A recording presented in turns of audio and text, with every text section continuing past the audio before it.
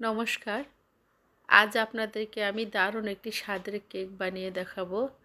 এই কেকটি যদি আপনারা একবার বানিয়ে খান, বারবার বানিয়ে খাবেন আশা করি। এরকম সুন্দর একটি কেক ঘরে থাকা অল্প কিছু উপকরণ দিয়ে আজকে আমি বানিয়ে দেখাবো। কেক বানানোটা খুব একটা কঠিন কাজ নয়, আবার যারা না পারে তাদের জন্য অনেক কঠিন।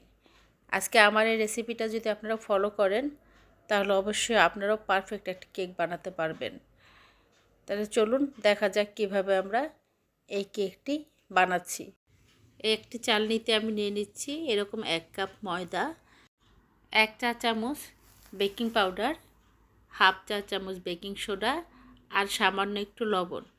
এই সবগুলো উপকরণ আমি একসাথে ভালো করে চেলে নিচ্ছি। চেলে নেওয়ার পর এখানে আমি একটু মিক্স করে নেব শুকনো উপকরণগুলি। ভালো করে মেশানো হয়ে গেলে একটা আলাদা করে রেখে দিচ্ছি। আর এইদিকে অন্য একটি মিক্সিং বলে আমি 2টি ডিমের সাদা অংশ নিয়ে নিচ্ছি। এখানে 2টি ডিমের সাদা অংশ নিলেই হবে। আপনারা যদি মনে করেন যে 2টি ডিম না 1টি ডিম দিয়ে বানাবেন, তাহলে আমি যে উপকরণগুলি নিয়েছি তার অর্ধেক করে নিলেই হবে। এখন এটাকে ভালো করে আমি একটি ব্লেন্ডারের মাধ্যমে ব্লেন্ড করে নেব। কিছুটা ব্লেন্ড হয়ে আসলে এরকম 30 সেকেন্ডের মতো ব্লেন্ড করলে সাদা ফ্লাফি হয়ে আসবে। তারপরে দিয়ে দিচ্ছি হাফ কাপ চিনি। আমার চিনিটা ব্লেন্ড করা ছিল, পাউডার করা ছিল। আপনারা পারলে পাউডার করে নেবেন, না হলে আস্ত চিনিও দিতে পারেন। তো এভাবে আমি 2বার দিয়ে দিয়েছি চিনি, 1 কাপের মতো চিনি দিয়ে দিয়েছি। আর পরে মিক্সড করে দিচ্ছি ডিমের কুসুমগুলি। ডিমের কুসুমটা মিক্সড হয়ে গেলে এখানে আমি আবার হাফ কাপের মতো দিয়ে দিয়েছি রান্নার সয়াবিন তেল। এটাকে আবার আমি 1 মিনিটের মতো ব্লেন্ড করে নিব। ব্লেন্ড করা হয়ে গেলে শুকনো উপকরণ অল্প অল্প করে দিয়ে মিশিয়ে নিচ্ছি। একবারে সবগুলি দিয়ে দিব না। আমি খুব আলতো হাতে মেশাচ্ছি না, আমার স্বাভাবিক অবস্থায় মিশিয়ে দিচ্ছি। খুবই আলতো হাতে মেশানোর প্রয়োজন নেই।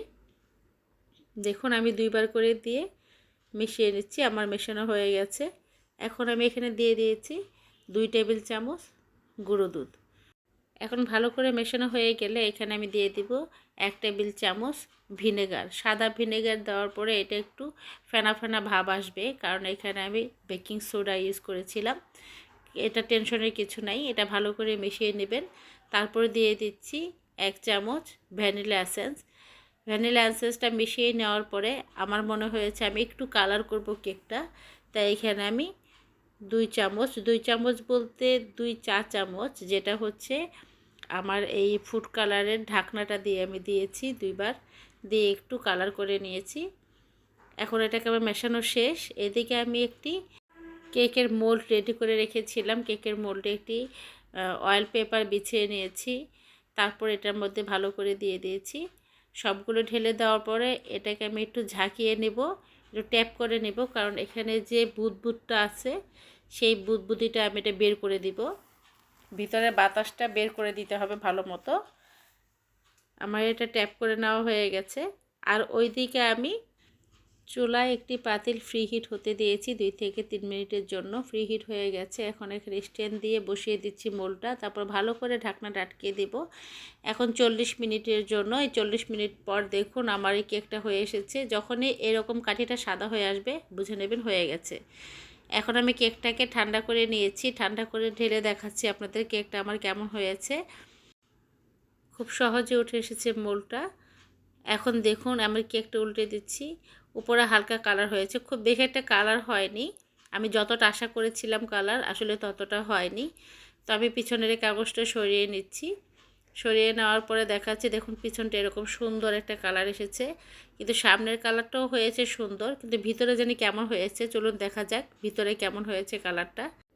ঘরে থাকা অল্প উপকরণ আর অল্প সময়ের মধ্যে এই কেকটা বিকেলের নাস্তা হিসেবে কিন্তু মন্দ নয়।